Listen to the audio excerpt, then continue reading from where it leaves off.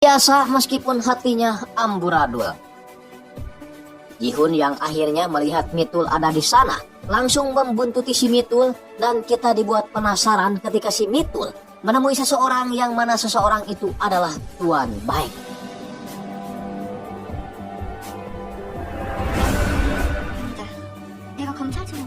Ji-hun langsung bersembunyi dan teringat pada Joyong. Ji-hun lanjut mengikuti si Mitul sambil membawa pisau dan terlihat seperti ingin membunuhnya.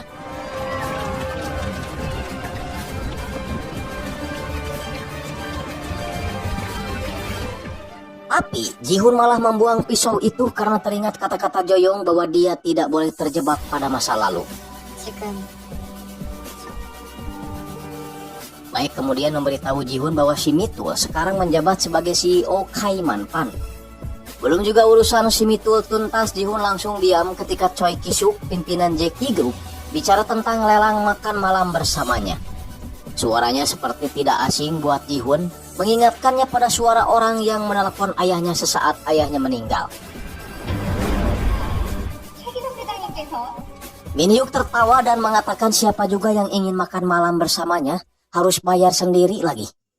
Tapi sialnya Min Hyuk malah disangka nawar karena dia menutupi mukanya dengan angka. Min Hyuk yang sudah panik diselamatkan oleh Ji-hun yang menawar 100 juta won, yang tentu saja semua perhatian tertuju pada Ji-hun.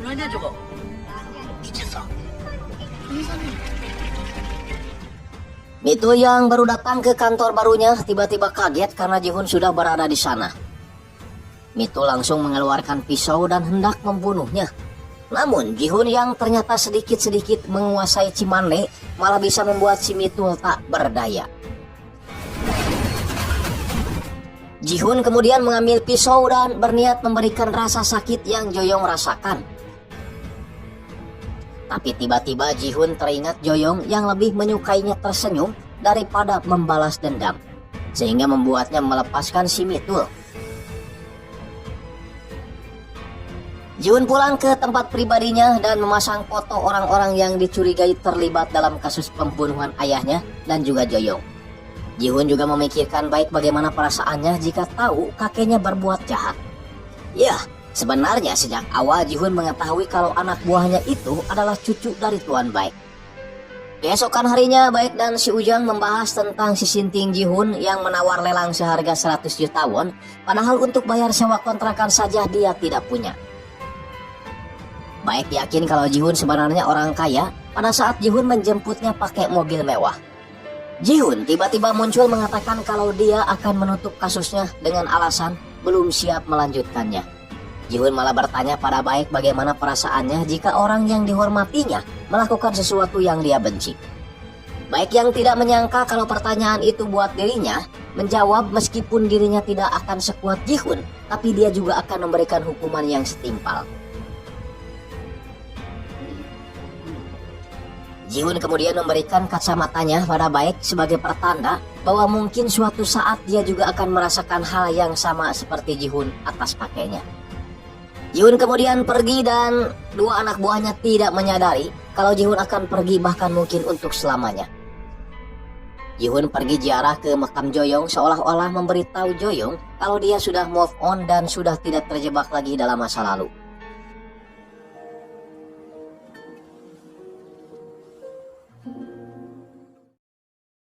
Si Ujang yang sedang ngobrol dengan istrinya tiba-tiba pergi ke kantor setelah membaca pesan. Baek yang juga baru datang merasa aneh ketika melihat si Ujang cemberut goreng patut. Si Ujang memberitahu Baek kalau Ji-hun telah pergi. Si Ujang marah karena Ji-hun hanya pamit lewat pesan, seolah-olah mereka tidak berharga buat Ji-hun. Si Ujang juga memberikan Baek surat yang katanya dari Ji-hun. Kita benar-benar tidak tahu kemana si Sinting itu sebenarnya pergi. 1 tahun kemudian, Baek telah menjadi pengacara di firma hukum kakeknya dan telah memenangkan banyak kasus. Tapi kelihatannya dia sama sekali tidak bahagia, tidak seperti ketika dia bersama Ji-hun dan si Ujang.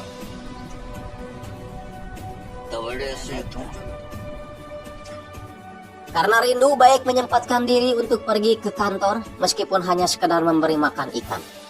Namun tak disangka Si Ujang juga ada di sana karena dia suka teringat sama bosnya dan pergi ke tempat itu. Baik menyuruh Ujang untuk melupakan Ji-hun karena Ji-hun sama sekali tidak pernah menghargai kebaikan mereka. Ji-hun sendiri sekarang sedang berada di suatu tempat yang sepertinya itu Perancis atau perapatan Ciamis.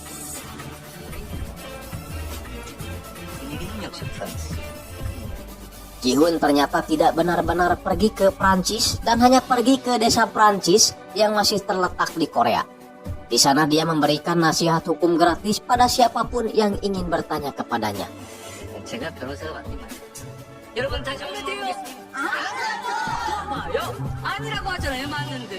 Di akhir acara, seorang nenek bernama Malson bercerita tentang anaknya yang baik dan tidak mungkin melakukan kejahatan. Dia juga meminta bantuan Ji-hun agar Ji-hun memberikan amplop itu pada kejaksaan.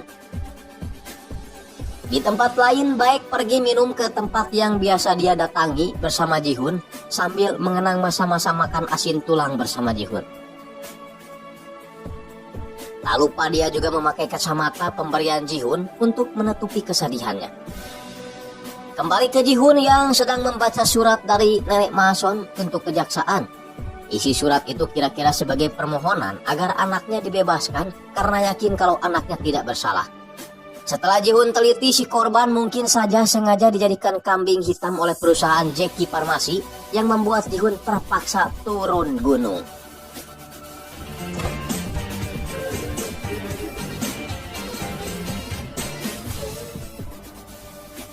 Baik yang baru saja selesai menyelesaikan persidangan tiba-tiba melihat si Sinting. Dia pun segera mengajar, namun si Sinting pura-pura tidak mengenalinya.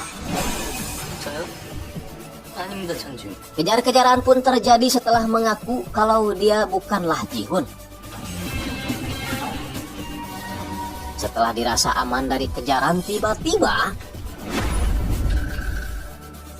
Baik ngomong sambil teriak-teriak sehingga membuat orang-orang yang ada di sana melihat mereka. Karena malu, akhirnya mereka pun sepakat untuk bertemu di belakang gedung. Tak lupa Baek pun memberitahu Ujang tentang pertemuannya dengan Ji-hun. Singkat cerita, mereka pun bertemu dan Ji-hun pura-pura marah karena Baek datang terlambat. Baek yang masih emosi tiba-tiba membabi buta memukul Ji-hun untuk melampiaskan kekesalannya. Tak hanya Baek, Ujang juga ternyata datang lebih cepat karena kangen dengan Ji-hun. Dan rasa kangen Ujang lampiaskan dengan cara seperti ini. Pindah tempat, Ji-hun coba mengajak bercanda dua anak buahnya, namun mereka masih cemberut dan meminta alasan Ji-hun meninggalkan mereka. Ji-hun menyinggung soal surat yang dia berikan pada Baek, namun Baek malah menganggap surat itu hanya sebuah lelucon yang isinya agar Baek mengurus ikannya. Ji-hun mencoba menjelaskan kalau surat itu ada dua, tapi Baek masih emosi dan tidak mendengar ucapannya.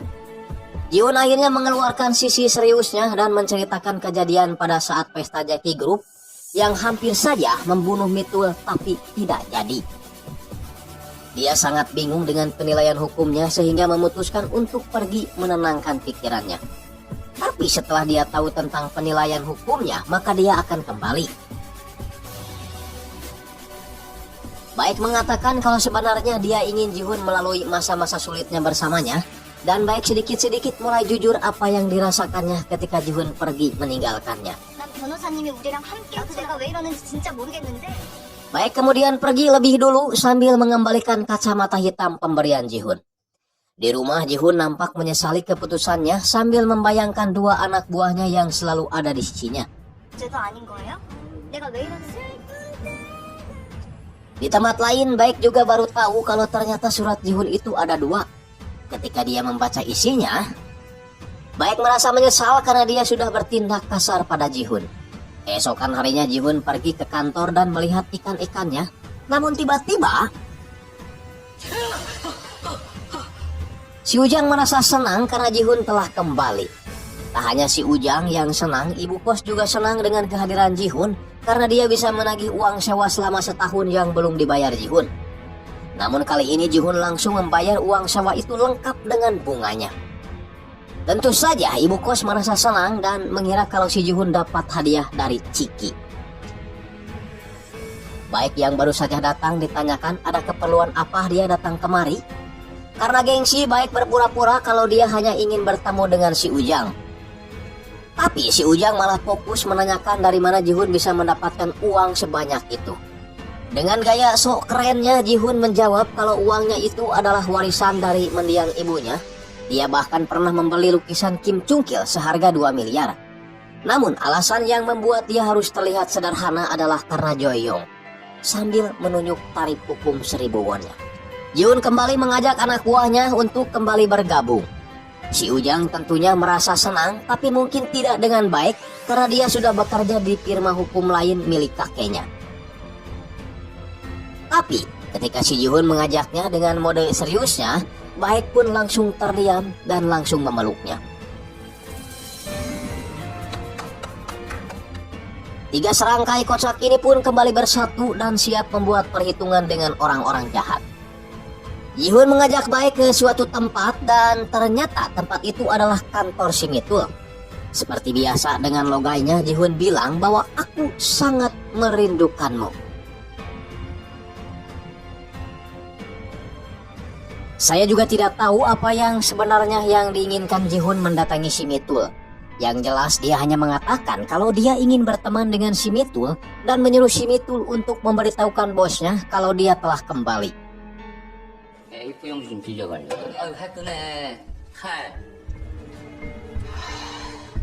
Baik tidak mengerti apa mau dari bos sintingnya itu, padahal jelas-jelas orang yang membunuh Joyong ada di hadapannya. Tapi Jihun menjawab kalau dia ingin menghukum si pelaku dengan hukum yang berlaku. Kita ke Min Hyuk yang kali ini melihat sendiri kejahatan yang dilakukan oleh Choi Ki-suk. Di tempat lain, Jihun CS beralih kantor sementara ke rumah Jihun karena mungkin akan berisiko jika mereka masih tinggal di kantor yang lama. Tapi Baik tertegun melihat foto kakeknya terpampang dalam rantai kasus yang ditangani Jihun. Tapi Jihun segera mencopotnya dan bilang kalau kakek Baik jelas tak terlibat. Baik merasa kaget karena ternyata selama ini Jihun mengetahui kalau dirinya adalah cucu dari pemilik firma hukum Baik. Tuan Baik mengatakan kalau sebagai lembaga hukum dia hanya membela kliennya, entah kliennya itu benar atau salah. Dia juga menitipkan cucunya agar Baik bisa belajar banyak dari Jihun. Menyinggung soal Mitul, Tuan Baik hanya pernah bertemu 1 kali, yakni pada saat pesta Jackie Group. Jihun akhirnya meminta maaf karena dia telah suudzon pada Tuan Baik. Meskipun tidak terlalu kuat, Jihun mempunyai bukti bahwa pada saat kejadian Joyong dibunuh, si Wosok malah terlihat sedang minum-minum, sedangkan si Mitul berada di TKP. Mitul yang lagi menikmati keberhasilannya menjadi orang kaya tiba-tiba kaget karena si Sinting kembali mengganggunya. Jihun memberikan foto Wosok itu pada si Mitul dan memberitahukan kalau Wosok akan mengajukan persidangan ulang.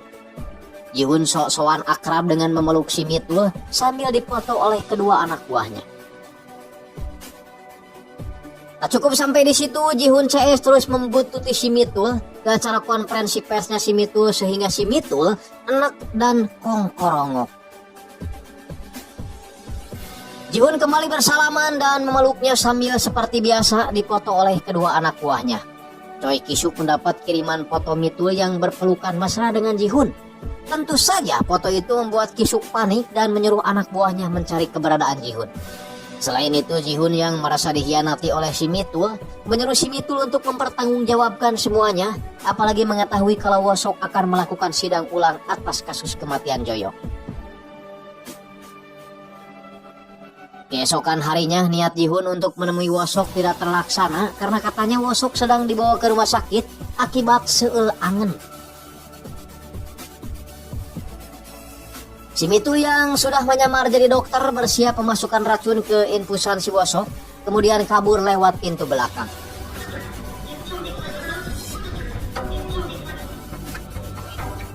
Jihun datang ke rumah sakit dan bertemu dengan Hyejin dan juga Min Hyuk.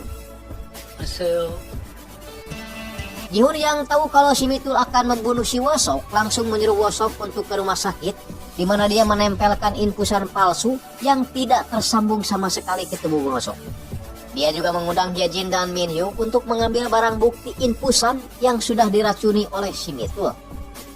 Keesokan harinya, usaha pembunuhan si Mitul terhadap Wosok viral menghiasi televisi yang tentu saja membuat Kisok sang pimpinan produk. Kisok menelepon dan menyuruh Mitul bersembunyi untuk sementara waktu di tempat yang Kisok sarankan.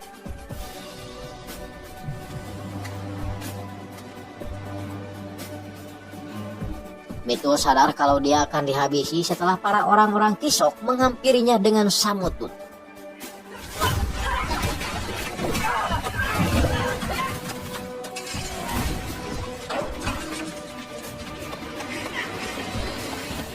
Beruntung Jihun keburu datang dan memperbolehkannya masuk.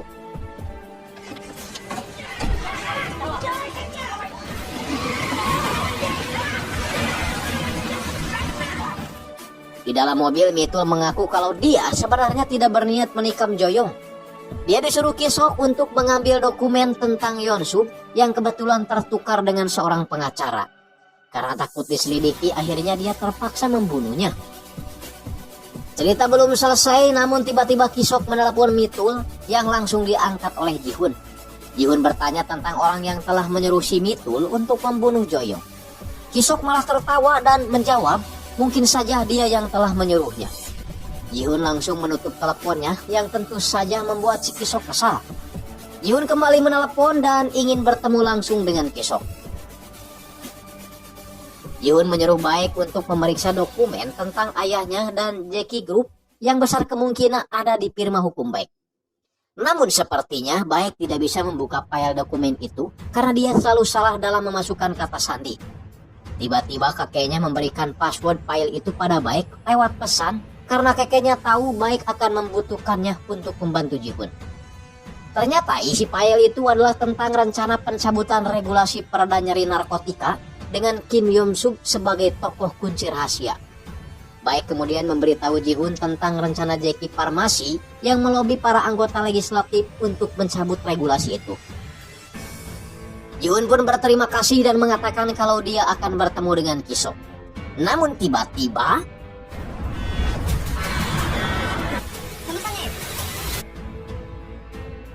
Kisok yang menganggap Jihun mungkin sudah mati tiba-tiba terkejut karena Jihun tiba-tiba muncul dan meminta maaf karena sudah datang terlambat.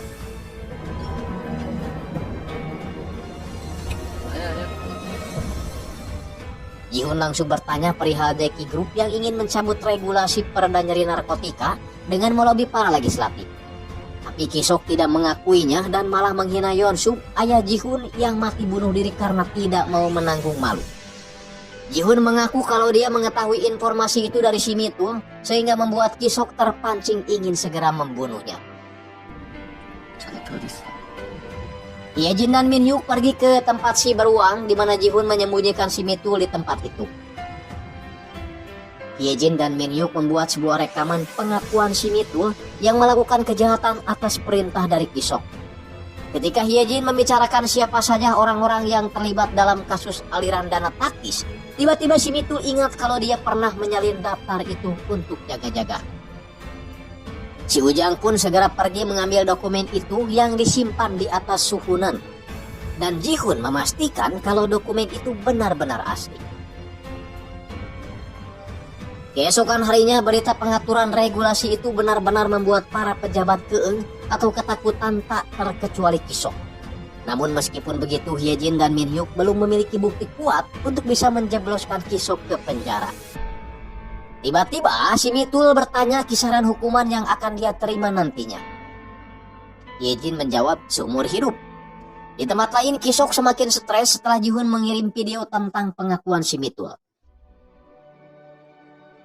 Tiba-tiba Kisok dapat telepon dari si Mitul yang mengaku akan menanggung kasus ini sendirian asalkan Kisok membantunya yang tidak mau dipenjara seumur hidup.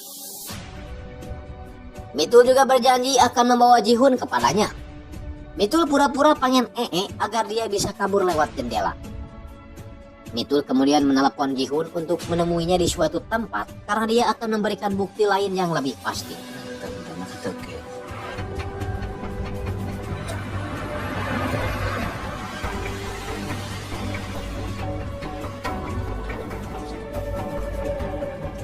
Namun ternyata Jihun malah dijebak dan sepertinya akan dihabisi.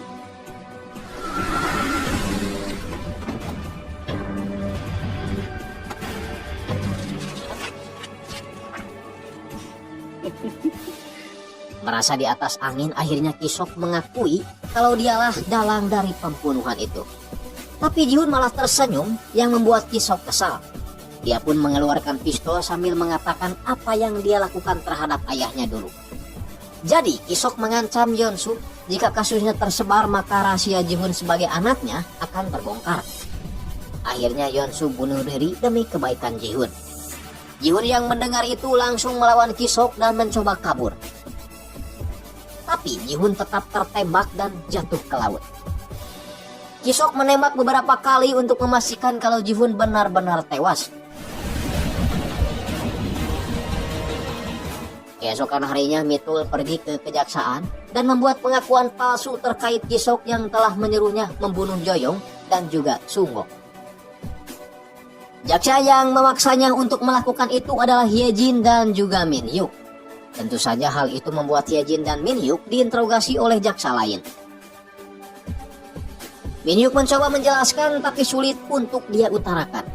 Hyejin kemudian memberikan satu rekaman yang akan membuat kasus ini selesai.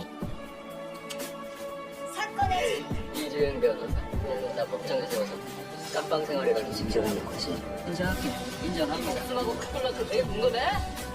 Jadi semua itu telah direncanakan oleh Ji-hun yang berawal dari Hyejin menyuruh Mitul untuk pura-pura mengkhianati Ji-hun. Tim kejaksaan yang dipimpin Hyejin akhirnya pergi ke kediaman Kisok untuk menangkapnya.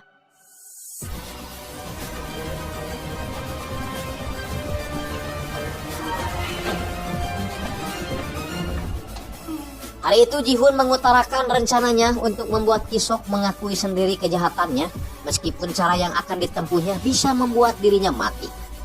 Tapi Ji-hun berkata tidak apa-apa karena dia sudah mati di hari pertama Joyong mati.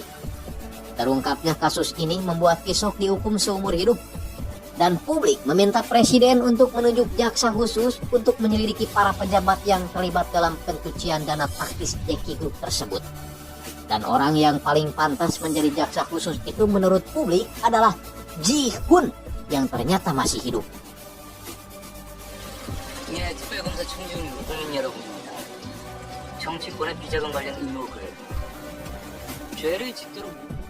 Nah, jadi tembakan si Kisok itu hanya mengenai lengan Ji-hun saja.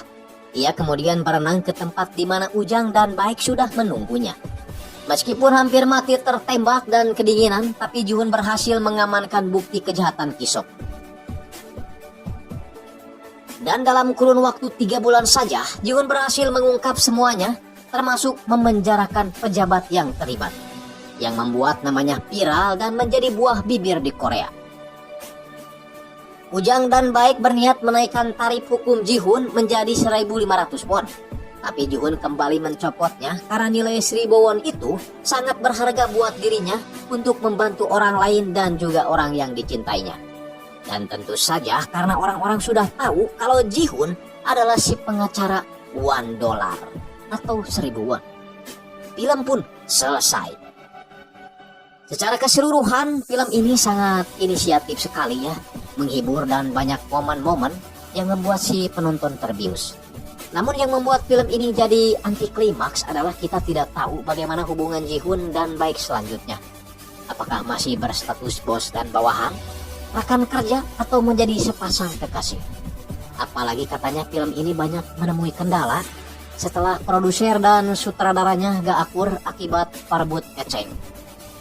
Tapi ya sudahlah, kepentingnya tinggal urusan. Pokoknya nama saya Andreas Baok, pamit. Wassalamualaikum warahmatullahi wabarakatuh. Adios, premios.